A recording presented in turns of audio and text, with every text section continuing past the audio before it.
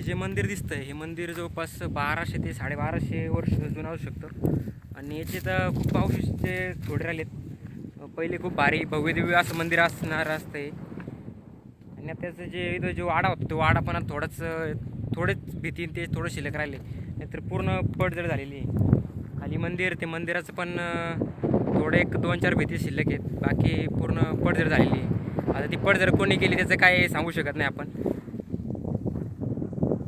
होऊ शकतं की ही लढाई फक्त धर्माचीच होती त्याच्यामुळं पण हे पडझड झाले असू शकतं, किंवा मग इतर तर नैसर्गिक हानीमुळं तर एवढं काय भीती ते दगड ते पडू शकत नाही. तसं तर ही तिला असेल बघ मंदिर बाहेर दिसतंय, पण काय खूप पडझड झालेली मंदिराची, दुरावस्था झालेली आहे.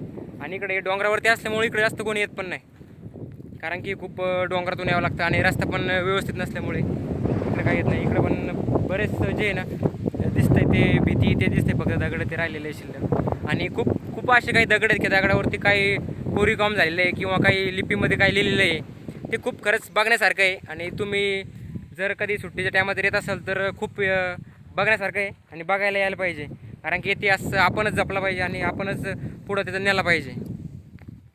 आता ही जी भीती दिसते ही भीतीचं पूर्ण पडझड झालेली आहे. म्हणजे अशी कुठलीच वस्तू नाही का ती पूर्णपणे व्यवस्थित आहे किंवा मग ती पूर्ण पूर्ण राहिलेली तशी ठेवलेली आहे, तसं काहीच नाही. पूर्ण म्हणजे कुठली एक तरी वस्तू तिचं खूप पडझड झालेलीच आहे.